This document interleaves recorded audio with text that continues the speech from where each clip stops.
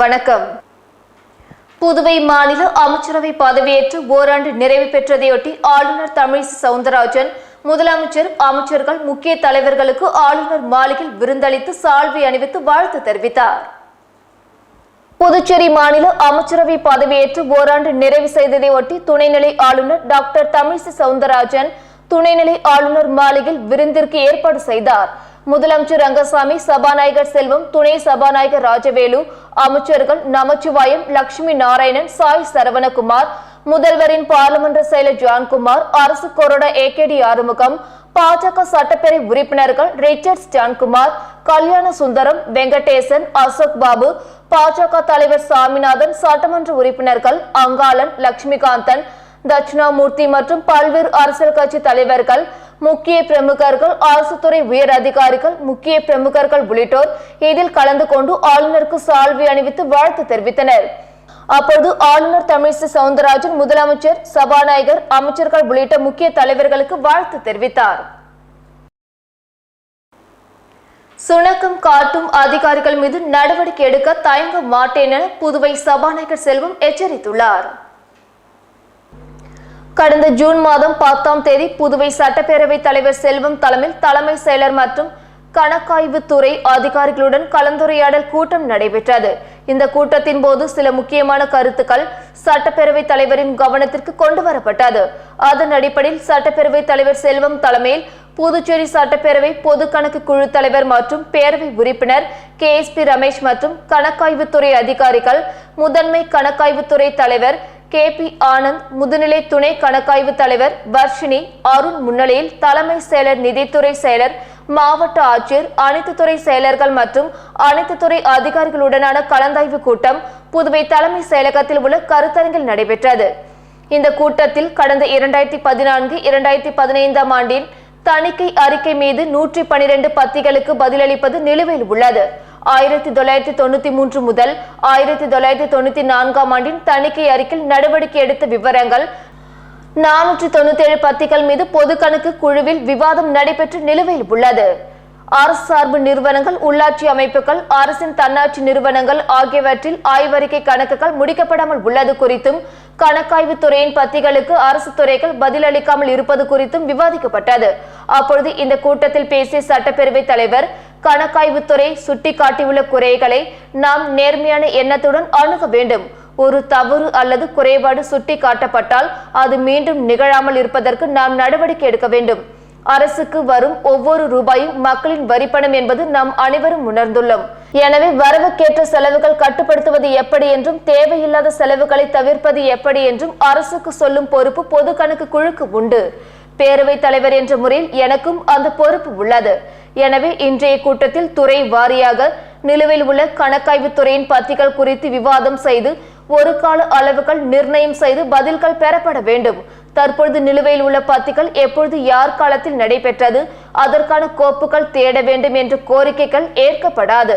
பொது கணக்கு குழுவில் என்று ஒவ்வொரு துறையிலும் ஒரு அதிகாரிக்கு பொறுப்பு ஒப்படைத்து நடவடிக்கைகளை விரைவுபடுத்த வேண்டும். இது குறித்த மேல் நடவடிக்கைகள் மீண்டும் மறு ஆய்வு செய்யப்படும். சுணுக்கமாக உள்ள அதிகாரிகள் மீது நடவடிக்கை எடுக்க தயங்க மாட்டேன் என்றும் கூறிக்கொள்கிறேன். இவ்வாறு சட்டப்பேரவைத் தலைவர் செல்வம் இந்த கூட்டத்தில் பேசினார். மேலும் இந்த கூட்டத்தில் கடந்த 3 ஆண்டு காலமாக பதில் எழுதாமல் உள்ள கணக்கு ஆய்வுத்துறை பத்திகளுக்கு 4 வார கால அவகாசம் அளிக்கப்பட்டு அந்த பதிலை உடனே வழங்க வேண்டும் என உத்தரவிடப்பட்டது. மேலும் இது தொடர்பாக மாதந்தோறும் ஆய்வுக் கூட்டம் நடத்துவது எனவும், சுணுக்கம் காட்டும் அதிகாரிகள் மீது துறை ரீதியான நடவடிக்கை எடுக்கப்படும் என தலைமை செயலாளர் அப்பொழுது தெரிவித்தார். பல ஆண்டுகளாக நிலுவையில் உள்ள கணக்காய்வு துறையின் பத்திகளுக்கு 2 மாத கால அவகாசத்தில் பதிலளிக்க வேண்டும் எனவும் அப்பொழுது உத்தரவிடப்பட்டது. புதுச்சேரி மாநில அதிமுக தலைமை அலுவலகத்தில் வைக்கப்பட்டிருந்த OPS படத்தை அதிமுகவினர் கிழித்து எறிந்த சம்பவம் பெரும் பரபரப்பை ஏற்படுத்தியது. அதிமுகவில் ஒற்றை தலைமை விவகாரம் உச்சகட்டத்திற்கு சென்றுள்ள நிலையில் சென்னை அதிமுக அலுவலகத்தில் எடப்பாடி பழனிசாமி தலைமையில் நடந்த கூட்டத்தின் போது அங்கிருந்த OPS படங்களை அதிமுகவினர் கிழித்தனர். இதனைத் தொடர்ந்து OPSக்கு எதிராக கண்டன கோஷங்கள் எழுப்பினர். இந்த நிலையில் புதுவை அதிமுக அலுவலகத்தில் செய்தியாளர்களிடம் பேசிய அதிமுக கிழக்கு மாநில செயலாளர் அன்பழகன், அதிமுகவிற்கு விரோதமாகவும் எதிராகவும் செயல்பட்டு வரும் OPS, வைத்திலிங்கம் உள்ளிட்டவர்களின் செயலை புதுச்சேரி அதிமுக கண்டிப்பதாகவும், கட்சி அழிக்க நினைக்கும் OPS உள்ளிட்டவர்களுக்கு மரணஅடி கொடுக்கப்படும் என்றும் தெரிவித்தார். தொடர்ந்து பேசிய அவர், கட்சிக்கு எதிராக திமுகவின் B டீமாக செயல்படும் OPS உள்ளிட்டவர்களை நீக்க வேண்டுமென EPS-ற்கு கோரிக்கை விடுப்பதாகவும், EPS தலைமை ஏற்காமல் கட்சிக்கு எதிராக செயல்படும் தமிழக, புதுச்சேரி நிர்வாகிகளை கட்சியிலிருந்து நீக்க வேண்டும் எனவும் அதிமுக செயலர் அன்பழகன் நிருபர்களிடம் தெரிவித்தார். மேலும் அவர் ஆவேசமாக கூறுகையில், தமிழகத்தை தொடர்ந்து புதுச்சேரி மாநிலத்திலும் வருகின்ற 11ஆம் தேதிக்கு பிறகு ஒற்றை தலைமைக்கு கீழ் கட்சி கொண்டு வரப்படும் என்றும் அவர் தெரிவித்தார். புரட்சித் தலைவரால் கண்டெடுக்கப்பட்ட இரட்டை இலையை முடக்க நினைக்கும் யாராக இருந்தாலும் அவர்கள் கழக துரோகிகள். இதில் இப்போ நான் சொன்ன குற்றச்சாட்டில் OPS முதன்மையாளராக இருக்கிறார். அதனால் அவர் படம் எங்கள் தலைமையில் இருக்கிறது தகுதியற்றது. அந்த அடிப்படையில் அவர் படத்தை கட்சியோட தொண்டர்கள் இன்னைக்கு நீக்கியிருக்கிறாங்க. அதை கீழ்ச்சி அறிஞ்சிட்டாங்க. அது ஒன்று எங்களை பொறுத்தமட்டில் அது சரியானது தான். அந்த மூவியை பார்க்கும்போதே எனக்கு ரொம்ப ஆத்திரமாக இருக்கும். தப்புள்ள ஸ்டாலின் போய் சாலில் போட்டு காலில் அப்படின்றாரு. உங்களை போல ஒரு நல்ல முதலமைச்சர் யாரும் சொல்லட்டும். அதே போல் மாண்புமிகு புரட்சித் அம்மா அவர்களை சட்டமன்றத்தில் தாக்கிய துறைமுருகன் வைக்க சால்வை போட்டு மரியாதை செலுத்துவது என்பது ஏற்றுக்கொள்ளப்பட்டதா?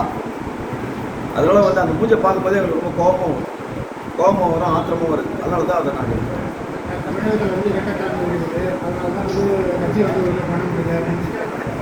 புதுச்சேரியில் ரெட்டத்தலைமை இல்லை, 3 தலைமை இருக்குது. காரைக்காலில் ஒன்று இருக்குது, இங்கே ஒன்று இருக்குது. இன்னும் நிறைய பேர் தலைமைன்னு வருவாங்க, நிறைய பேர் வருவாங்க. அதெல்லாம் இல்லை.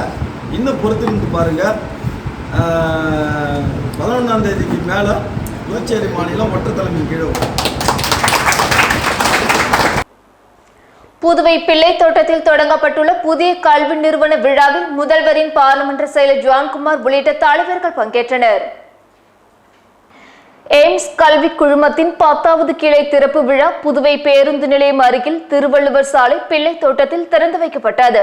மேலும் இத்துவக்க விழாவில் சிறப்பு அழைப்பாளராக முதல்வரின் பார்லிமென்ட் செயலர் மற்றும் காமராஜ் நகர் தொகுதியின் பாஜக சட்டப்பேரவை உறுப்பினர் ஜான்குமார் கலந்து கொண்டு கிளை நிறுவனத்தை துவக்கி வைத்தார். எய்ம்ஸ் கல்லூரி நிறுவனர் சுரேஷ், முப்பினதாஸ் மற்றும் ஆசிரியர்களும் கல்லூரி முன்னாள் மற்றும் இந்நாள் மாணவர்களும் இந்நிகழ்ச்சியில் பங்கு பெற்றனர். மேலும் இந்நிகழ்ச்சியில் பங்கேற்ற முக்கிய தலைவர்களும் எய்ம்ஸ் கல்லூரி குழுமத்தை வெகுவாக பாராட்டினர். இந்நிகழ்வில் பங்கு பெற்று அனைத்து சிறப்பு விருந்தினர்களையும் எய்ம்ஸ் கல்வி குழுமத்தின் நிறுவனர் பொன்னாடை அணிவித்து மரியாதை செலுத்தினார். புதுவையில் பிளாஸ்டிக் ஒழிப்பு திட்டத்திற்கு பிரதமர் நரேந்திர மோடி பாராட்டு தெரிவித்துள்ளதாக துணைநிலை ஆளுநர் தமிழிசை சவுந்தரராஜன் மகிழ்ச்சி தெரிவித்துள்ளார். பற்றி புதுவை ஆளுநர் மாளிகை அலுவலகம் வெளியிட்டுள்ள அறிக்கையில், புதுவை ஆளுநர் தமிழிசை சவுந்தரராஜன் சென்னை வானொலி நிலையத்திலிருந்து பிரதமரின் மனதின் குரல் நிகழ்ச்சியை கேட்டு ரசித்தார். அதன் பின்னர் அவர் நிலையத்திற்கு அளித்த பிரத்யேக பேட்டியில் பிரதமர் நரேந்திர மோடி மனதின் குரல் நிகழ்ச்சியில் இளைஞர்களையும் பற்றியும், நாட்டின் சுதந்திரம், கொரோனா பாதுகாப்பு மற்றும் நம்முடைய ஆன்மீக பயணங்கள் பற்றியும் கூறியிருந்தார். பொதுவாக ஒவ்வொரு மனதின் குரலும் ஒவ்வொரு விதத்தில் நமக்கு விழிப்புணர்வை ஏற்படுத்துவதாக இருக்கிறது. இந்த மனதின் குரலில் குறிப்பாக புதுவையில் ஒருமுறை பயன்படுத்தப்படும் பிளாஸ்டிக் மறுசுழற்சி செய்கின்ற இளைஞர் சுய உதவி குழுக்களை பற்றி அவர் பேசியிருக்கிறார். புதுவையில் பிளாஸ்டிக் பொருட்களுக்கு மாற்று பொருட்களை அறிமுகப்படுத்துகிறோம். அனைவரும் இவற்றை பயன்படுத்த வேண்டும் என்ற வேண்டுகோளை பிரதமர் நரேந்திர மோடி புதுச்சேரி வாழ்த்திய கையோடு முன் வைக்கின்றேன். பிரதமர் மோடி வாழ்த்தியதை கேட்டு பெரிதும் மகிழ்ச்சி அடைந்தேன். இவ்வாறு புதுவை ஆளுநர் மாளிகை அலுவலக செய்திக்குறிப்பில் கூறப்பட்டுள்ளது. ஜனநாயகத்தின் தாய் இந்தியா என ஒவ்வொரு இந்தியனும் இன்று பெருமையுடன் கூறிக்கொள்ள முடியும் என்றும், ஒவ்வொரு இந்தியனின் மரபணுவிலும் ஜனநாயகம் உள்ளது என்றும் G7 மாநாட்டில் பிரதமர் மோடி பேசினார். ஜெர்மனியில் நடைபெற்று வரும் G7 மாநாட்டில் பிரதமர் மோடி சிறப்பு அழைப்பாளராக பங்கேற்று இந்திய வம்சாவளிகள் மத்தியில் உரையாற்றும் போது, கடந்த 40 ஆண்டுகளுக்கு முன்பு இந்தியாவில் ஜனநாயகத்தை பணை கைதியாக வைத்து நசுக்க முயற்சி மேற்கொள்ளப்பட்டது. அப்போது அமல்படுத்தப்பட்ட அவசர நிலை இந்தியாவில் துடிப்பான ஜனநாயகத்திற்கு கரும்புள்ளியாக மாறியது. ஆனாலும் எந்த சமயத்திலும் ஜனநாயகத்தை வழங்க முடியும் என்பதை இந்தியா நிரூபித்துள்ளது என்றும், ஒவ்வொரு இந்தியனின் மரபணுவிலும் ஜனநாயகம் வேரூன்றி உள்ளது. இந்தியர்களாகிய நாம் எங்கு வாழ்ந்தாலும் நமது ஜனநாயகத்தை பற்றி பெருமிதம் கொள்கிறோம். மேலும் இந்தியா ஜனநாயகத்தின் தாய் என்று ஒவ்வொரு இந்தியனும் பெருமையுடன் கூற முடியும். கலாச்சாரம், உணவு, உடைகள், இசை மற்றும் பாரம்பரியங்களில் பன்முகத்தன்மை நமது ஜனநாயகத்தை துடிப்பானதாக்குகிறது என்று பேசினார். மேலும் கடந்த நூற்றாண்டில் ஜெர்மனி, பிற நாடுகளும் தொழில் புரட்சி மூலம் பலன் அடைந்தன. அப்பொழுது இந்தியா அடிமைப்பட்டு இருந்ததால் பலன்களை பெற முடியவில்லை. ஆனால் இப்பொழுது 4வது தொழில் புரட்சியில் இந்தியா பின் தங்காது. இப்போது உலகை வழிநடத்தும் சக்தியாக இந்தியா உள்ளது என்றும், ஒரு காலத்தில் ஸ்டார்ட் அப் நிறுவனங்கள் இந்தியாவில் இல்லாத நிலையில் இருந்தது.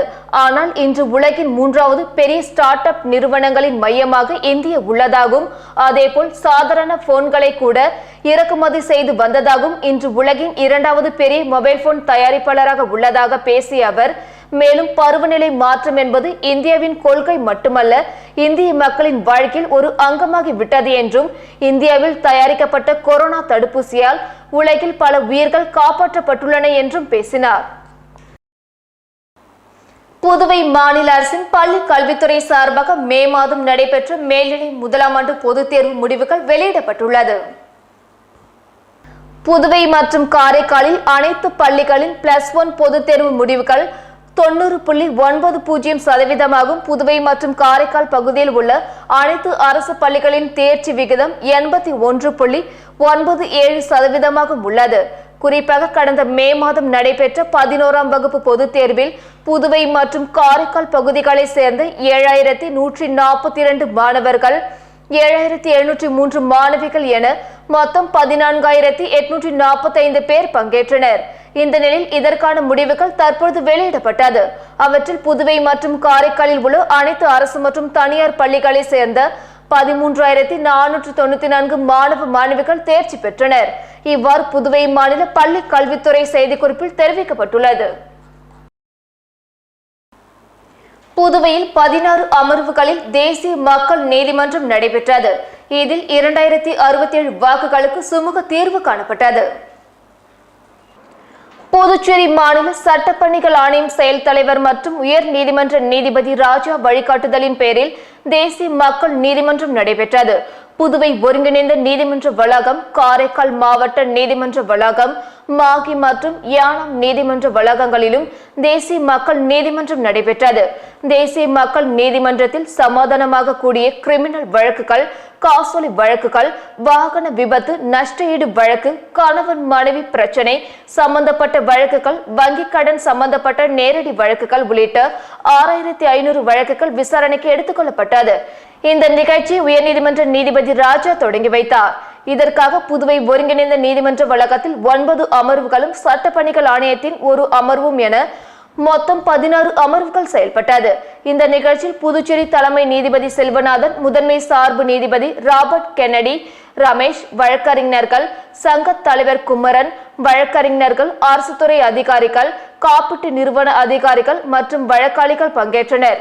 இந்த மக்கள் நீதிமன்றத்தில் 2067 வழக்குகள் முடிக்கப்பட்டு 10,97,74,000 ரூபாய் அளவிற்கு தீர்வு காணப்பட்டு உடனடியாக இழப்பீடு வழங்கப்பட்டது. இவற்றில் நீதிமன்ற நிலுவையில் இருந்த 1877 வழக்குகளும் தீர்வு காணப்பட்டது குறிப்பிடத்தக்கது. புதுச்சேரி மாநகர உருளையன்பேட்டை தொகுதியில் சுமார் 20 லட்சம் ரூபாய் செலவில் புதிய தார் சாலை அமைக்கும் பணிகள் தொடங்கப்பட்டுள்ளது. புதுச்சேரி உருளையன்பேட்டை தொகுதிக்குட்பட்ட சின்னக்கடை வார்டு, சபரி ராயலு வீதி, சின்ன சுப்பராய பிள்ளை வீதி முதல் பாரதி வீதி வரை உள்ள சேதமடைந்த பழைய தார் சாலைகளை மாற்றி புதிய சிமெண்ட் சாலை மற்றும் புதிய வாய்க்கால் கட்டும் பணி புதுச்சேரி நகராட்சி மூலம் தொடங்கப்பட்டுள்ளது. குறிப்பாக உருளையன்பேட்டை சட்டமன்ற உறுப்பினர் தொகுதி மேம்பாட்டு நிதியின் கீழ் ரூபாய் 20,21,000 செலவில் புதிய சிமெண்ட் சாலை அமைக்கும் பணிகள் நடைபெறுகிறது. இதற்கான பூமி பூஜை விழா தொகுதியின் சட்டப்பேரவை உறுப்பினர் நேரு முன்னிலையில் புதுவை மாநகர சபரி ராயலு வீதியில் நடைபெற்றது. இந்த விழாவில் புதுச்சேரி நகராட்சி ஆணையர் சிவகுமார், நகராட்சி செயற்பொறியாளர் சிவபாலன், உதவி பொறியாளர் நமச்சிவாயம் மற்றும் நகராட்சி அதிகாரிகளும் ஊழியர்களும் கலந்து கொண்டனர். மேலும் இந்நிகழ்ச்சியில் உருளையன்பேட்டை தொகுதி மனிதநேய மக்கள் சேவை இயக்க நிர்வாகிகள் ராமலிங்கம், கலியன், சிவராஜ், தங்கராஜ், குணசேகரன், வேலாயுதம், குப்புசாமி, கோவிந்தராஜ், ஆதி, கோபால், கைலாஷ், சிவகுமார், சுவாமிநாதன், பன்னீர்செல்வம், முசாதிக், தசீர் பாஷா, பாபு, ரங்கராஜ், அமுதா, அகிலா, வேளாங்கண்ணி மற்றும் பலர் கலந்து கொண்டனர்.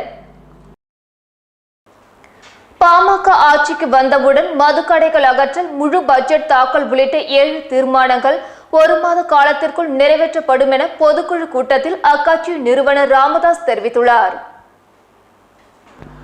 புதுச்சேரி மாநில பாட்டாளி மக்கள் கட்சியின் மாநில பொதுக்கூட்டம் கம்பன் கலையரங்கில் நடைபெற்றது. இதில் அக்கட்சியின் நிறுவனர் ராமதாஸ் கலந்து கொண்டு சிறப்புரையாற்றினார். இந்த பொதுக்குழுவில் மாநில அமைப்பாளர் கணபதி உள்ளிட்ட நிர்வாகிகள் பங்கேற்றனர். மேலும் இதில் மதுக்கடைகள் அகற்றல், முழு பட்ஜெட் தாக்கல், அரசு வேலைவாய்ப்பு உள்ளிட்ட 7 முக்கிய தீர்மானங்கள் நிறைவேற்றப்பட்டது. முன்னதாக பொதுக்குழு கூட்டத்தில் கட்சியினரிடையே பேசிய மருத்துவர் ராமதாஸ், புதுச்சேரியில் போகாத இடமில்லை, ஏறாத மாடிகள் இல்லை, ஆனாலும் பாமக ஆட்சியை பிடிக்கவில்லை என வேதனை தெரிவித்த அவர், புதுச்சேரி நிர்வாகிகளை சேலம் மாவட்டத்தில் உள்ள ஒரு ஜோசியரை சென்று பார்க்க அறிவுறுத்தியதாகவும், அப்பொழுது அந்த ஜோசியர் 10 முதல் 1 என கணித்து சொன்னதாகவும், அதாவது 10 சட்டமன்ற உறுப்பினர்களும் 1 நாடாளுமன்ற உறுப்பினரும் வருவார்கள் என தெரிவித்திருக்கிறார்.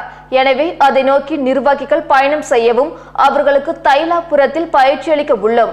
மேலும் கஞ்சாவை ஒழிக்க தீர்மானம் நிறைவேற்றினால் மட்டும் போதாது என்று அவர், மாதம் ஒருமுறை கஞ்சாவுக்கு எதிராக பாமக சார்பில் போராட்டம் நடத்த வேண்டும் என்றும், போராட்டத்திற்கு அழைத்தால் தானும் பங்கு கொள்வதாகவும் அவர் தெரிவித்தார். தொடர்ந்து பேசிய அவர், பெண்களை தெய்வமாக மதிக்க வேண்டும் எனவும் அறிவுறுத்தினார்.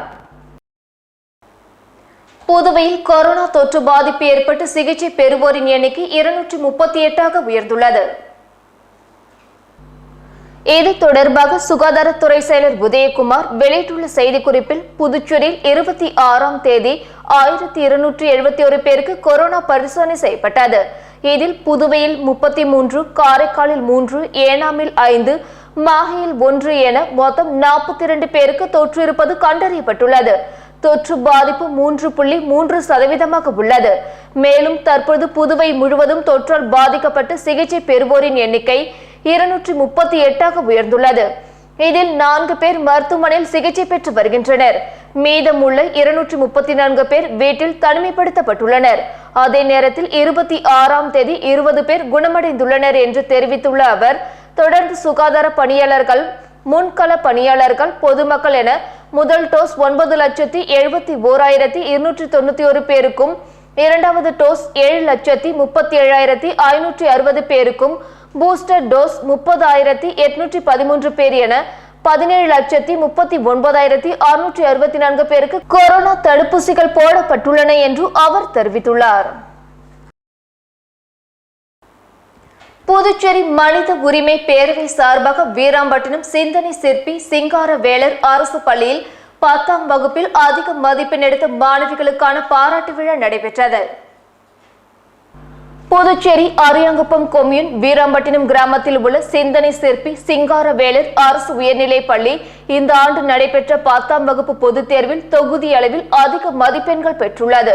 இதனை பாராட்டும் விதமாக மனித உரிமை பேரவை சார்பாக சக்திவேல் தலைமையில் அமைப்பின் நிர்வாகிகள் கலிவரதன், கந்தன், வடிவேலு, சரவணன், வினோத்குமார், ரமேஷ் ஆகியோர் முன்னிலையில் பள்ளியில் முதல் 3 இடத்தை பிடித்த மாணவிகளுக்கு சால்வை அணிவித்து பாராட்டினர். மேலும் தேர்வு நேரங்களில் இரவு 8 மணி வரை சிறப்பு வகுப்புகள் நடத்தி மாணவர்களின் தேர்ச்சிக்காக பெரிதும் பாடுபட்ட தலைமை ஆசிரியர் இளஞ்சியம் மற்றும் ஆசிரியர் பெருமக்களையும் பணியாளர்களையும் மாணவர்கள் முன்னிலையில் அவர்கள் சால்வை அணிவித்து வாழ்த்தி பாராட்டினர். மேலும் தலைமை ஆசிரியர் இளஞ்சியம் இந்திரா காந்தி அரசு மருத்துவமனைக்கு உடல் தானம் செய்வதற்கான சான்றிதழ்களை அப்போது வழங்கியது குறிப்பிடத்தக்கது. மத்திய அரசிடம் உள்ள நில அதிகாரத்தை மாநில அரசு கேட்பதை எதிர்ப்பதை என திமுகவுக்கு புதுவை அதிமுக கண்டனம் தெரிவித்துள்ளது. இது பற்றி புதுவை அதிமுக கிழக்கு மாநில செயலர் அன்பழகன் வெளியிட்டுள்ள அறிக்கையில், மத்திய உள்துறை அமைச்சகத்தின் உத்தரவின்படி ஆளுநர் தலைமையில் நடந்த கூட்டத்தில் மாநில அரசுக்கு தேவையான நிதி உதவிகள், மத்திய அரசின் திட்டங்களுக்கு 100% நிதி உதவி, தற்போது மத்திய அரசிடம் உள்ள அரசு நில விற்பனை அதிகாரம், அரசு நிலம் குத்தகை அதிகாரங்கள் மாநில அரசுக்கு வழங்க வேண்டுமென விவாதிக்கப்பட்டது. இது என்ன பிரச்சனை என்று கூட தெரிந்து கொள்ளாமல் எடுத்தேன் கவிழ்த்தேன் என்ற பாணியில் நில அதிகாரம் ஆளுநருக்கு வழங்கினால் திமுக சார்பில் போராட்டம் நடத்தப்படும் என அந்த கட்சியின் புதுவை பொறுப்பாளர் சிவா அறிவித்துள்ளார். கடந்த 1973க்கு பிறகு நில விற்பனை அதிகாரம் முழுக்க முழுக்க மத்திய அரசிடம் உள்ளது. அதேபோன்று அரசு நிலம் 19 வருடத்திற்கு மட்டுமே மாநில அரசால் குத்தகைக்கு விட முடியும். இங்கு மாநில அரசு என்றால் 1963 சட்டப்படி ஆளுநர், அதாவது தலைமை நிர்வாகி என பொருள் கொள்ள வேண்டும். அரசு நில விவகாரம் என்பது நம் மாநில அரசின் அதிகாரத்தில் இதுவரை இல்லை. எனவே மத்திய அரசிடம் உள்ள அதிகாரத்தை மாநில அரசுக்கு கேட்கிறோம். மத்திய அரசு மாநில அரசுக்கு டெல்லி போன்ற அதிகாரம் வழங்கினால் மாநில நிர்வாகி, அதாவது ஆளுநரின் அதிகாரத்துக்கு உட்பட்டுதான் வழங்கப்படும். இது புரியாமல் எதற்கெடுத்தாலும் ஆளுநர் மீது அவதூறு ஏற்படுத்துகின்ற விதத்தில் தொடர்ந்து வீண் புரளி பரப்புவதை புதுச்சேரி திமுக சிவர் நிறுத்திக் கொள்ள வேண்டும். இவ்வாறு அதிமுக கிழக்கு செயலர் அன்பழகன் தனது அறிக்கையில் தெரிவித்துள்ளார். சென்னை உயர்நீதிமன்றத்தின் கிளை புதுச்சேரியில் நிறுவது தொடர்பாக அரசுதான் நடவடிக்கை எடுக்க வேண்டும் என்று உயர்நீதிமன்ற நீதிபதி ராஜா தெரிவித்துள்ளார். இது பற்றி புதுவையில் நடந்த மக்கள் நீதிமன்ற நிகழ்ச்சியில் பேசும்போது, சட்டத்திற்கு முன்பு அனைவரும் சமம், நீதி கேட்டு வருவோருக்கு நியாயம் கிடைக்க வேண்டும்.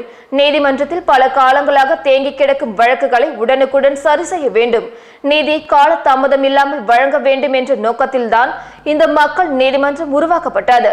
இந்த மக்கள் நீதிமன்றத்தில் நீதி கேட்டு வழக்கு தொடுத்தவர்கள் நீதிமன்ற கட்டணம் செலுத்த வேண்டும். அவ்வாறு நீதிமன்றத்தில் ஏற்கனவே வழக்கு தாக்கலாகி பின்னர் அந்த வழக்கு மக்கள் நீதிமன்றத்துக்கு வந்தால் நீதிமன்ற கட்டணத்தை திரும்ப பெறலாம். குறிப்பாக மக்கள் நீதிமன்றத்தில் நீதிக்காக நீண்ட ஆண்டுகள் காத்திருக்க வேண்டியதில்லை. விரைவாக நீதி கிடைக்கும்.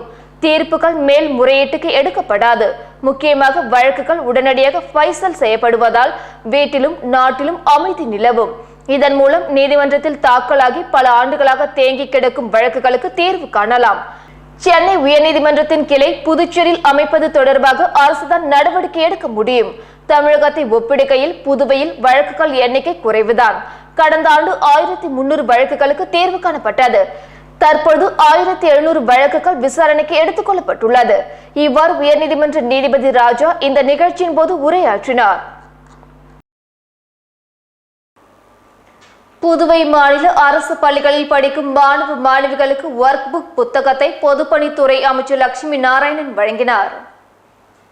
புதுச்சேரி மாநில அரசு பள்ளிகளில் பயிலும் 1ஆம் வகுப்பு முதல் 8ஆம் வகுப்பு வரையிலான மாணவ மாணவிகளுக்கு இலவசமாக ஒர்க் புக் வழங்கப்பட்டது. இந்த புத்தகங்களை பொதுப்பணித்துறை அமைச்சர் லட்சுமி நாராயணன் பயனாளிகளுக்கு வழங்கினார். இந்த நிகழ்ச்சியானது புதுச்சேரி மாநில சட்டப்பேரவை வளாகத்தில் உள்ள அவரது அலுவலகத்தில் நடைபெற்றது. இந்நிகழ்ச்சியில் தொண்டு நிறுவன நிர்வாகிகள், அரசு உயர் அதிகாரிகள் உள்ளிட்டோர் கலந்து கொண்டனர். பள்ளி மாணவர்களுக்கு இலவச சீருடை வழங்க வேண்டும் என வலியுறுத்தி இந்திய மாணவர் சங்கத்தினர் போராட்டத்தில் ஈடுபட்டனர். புதுவையில் பள்ளிகள் திறந்தும் மாணவர்களுக்கு வழங்க வேண்டிய இலவச சீருடை வழங்கவில்லை. மேலும் ₹1 பேருந்தை இயக்கப்படவில்லை மற்றும் தமிழ் பாட புத்தகம் வழங்கவில்லை. இதனை உடனடியாக கொடுக்க வலியுறுத்தி இந்திய மாணவர் சங்கம் சார்பில் புதுவை ராஜ திரையரங்கம் அருகில் மறியல் போராட்டம் நடைபெற்றது. இப்போராட்டத்திற்கு பிரதேச தலைவர் ஜெயபிரகாஷ் தலைமை தாங்கினார். பிரதேச செயலாளர் பிரவீன்குமார் இதற்கு முன்னிலை வகித்தார். மேலும் இதில் பிரதேச குழு நிர்வாகிகள் ஸ்டீபன் ராஜ், வந்தனா, சிபி, அபிஜித் ஆகியோர் கலந்து கொண்டனர். தொடர்ந்து இந்த மறியலில் ஈடுபட்டவர்கள் புதுவை பெரிய கடை மற்றும் ஒதியஞ்சாலை போலீசாரால் கைது செய்யப்பட்டனர். புதுச்சேரியில் கடந்த 24 மணி நேரத்தில் 9 நபர்களுக்கு கொரோனா தொற்று உறுதி செய்யப்பட்டுள்ளது. புதுச்சேரி மாநிலத்தில் தொடர்ந்து கொரோனா தொற்று ஏறுமுகமாகி வருகிறது. கடந்த 24 மணி நேரத்தில் புதுச்சேரியை சார்ந்த 5 நபர்களுக்கும், காரைக்காலில் 3 பேர், ஏனாமில் 1 என மொத்தமாக 9 நபர்களுக்கு கொரோனா தொற்று உறுதி செய்யப்பட்டுள்ளது. தற்போது 234 நபர்கள் புதுவை மருத்துவமனையில் சிகிச்சை பெற்று வருகின்றனர்.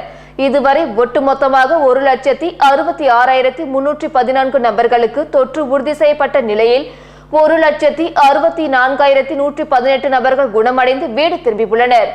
மேலும் சிகிச்சை பலனின்றி இதுவரை 1,962 நபர்கள் உயிரிழந்துள்ளனர் என புதுவை மாநில சுகாதாரத்துறை தகவல் தெரிவித்துள்ளது. இத்துடன் செய்திகள் நிறைவடைந்தன. வணக்கம்.